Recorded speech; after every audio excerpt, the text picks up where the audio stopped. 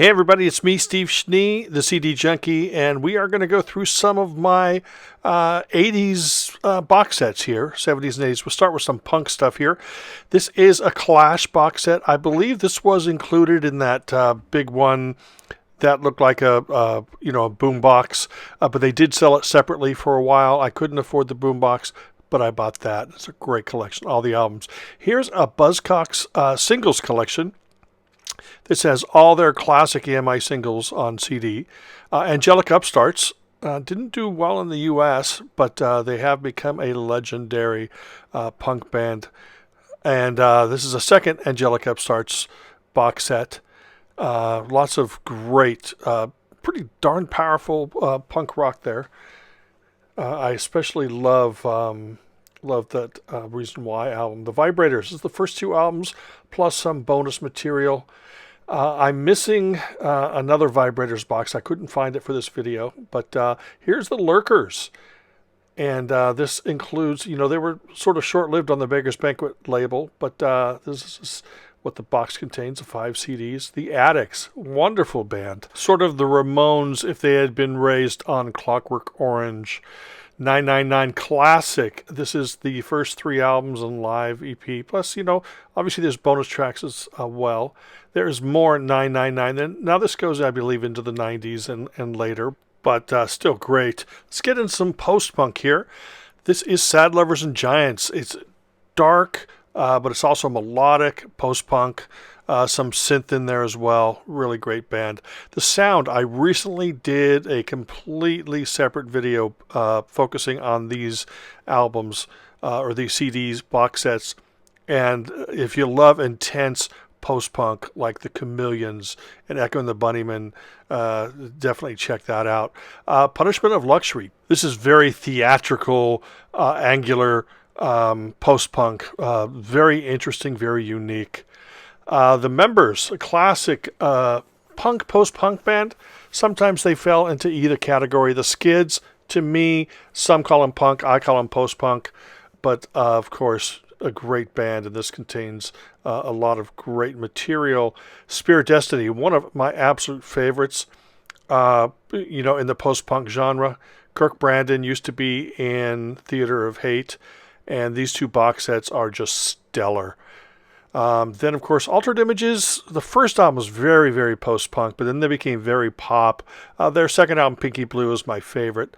But this has the albums plus bonus tracks. And Bow Wow Wow, your box set pet. This is pretty much their recorded works. So everything you love about Bow Wow Wow is right here in this box set. Speaking of Bow Wow Wow, most of the members, actually their previous employer was Adam Ant. They were in an early version of Adam and the Ants, which is featured on that album, or at least from that period. But then this has remastered versions of all his albums that were released on Sony.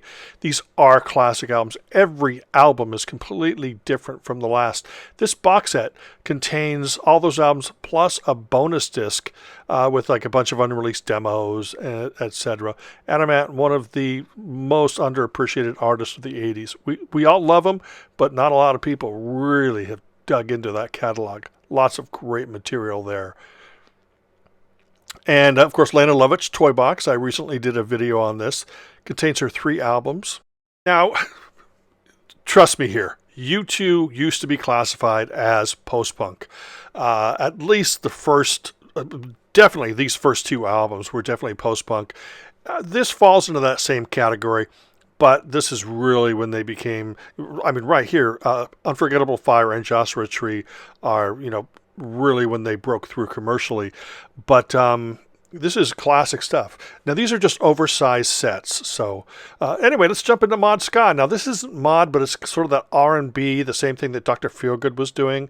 So I sort of classify it as that. Secret Affair, a great mod band. This contains their 3 original albums plus their reunion album as well, and bonus tracks. Great set. The Selector. This contains their debut album plus a whole bunch of bonus material. And then their Celebrate the Bullet album, the second Selector album. It contains the album plus bonus material. Bad Manners, the first 5 albums in one set plus bonus tracks. This is fun, fun, fun. And now let's just get into some great pop music.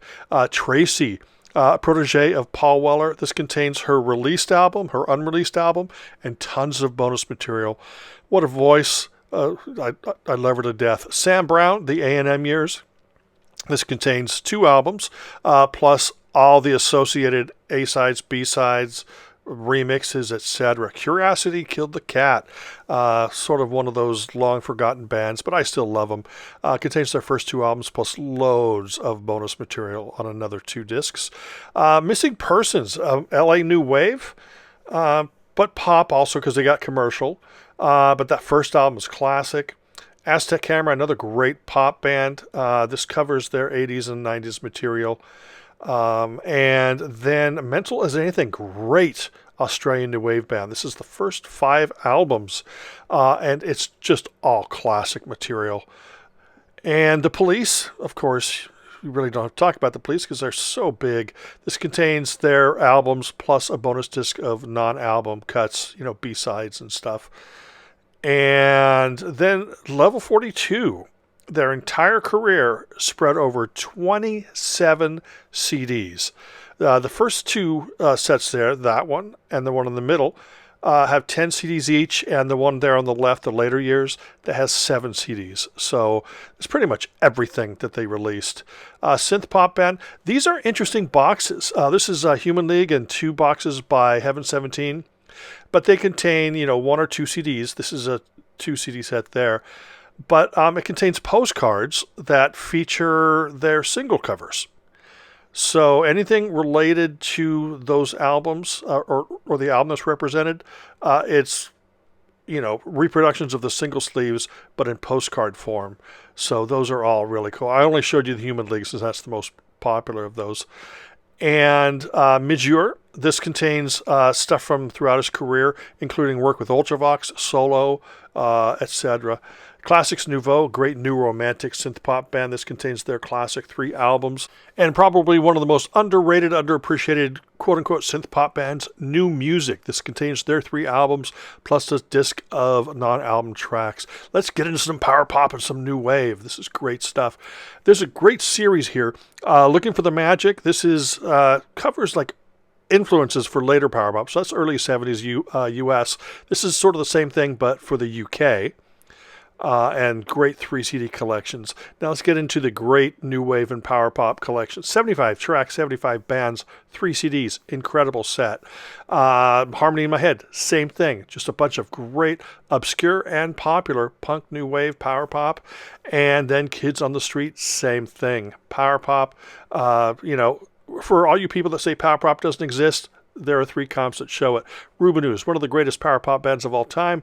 This is more of a compilation as opposed to just their album shoved in a box. Great set. Shoes. This is all their stuff leading up to their debut album, which is a classic. And then this is a box set containing their 3 Elektra albums plus a whole bunch of new material.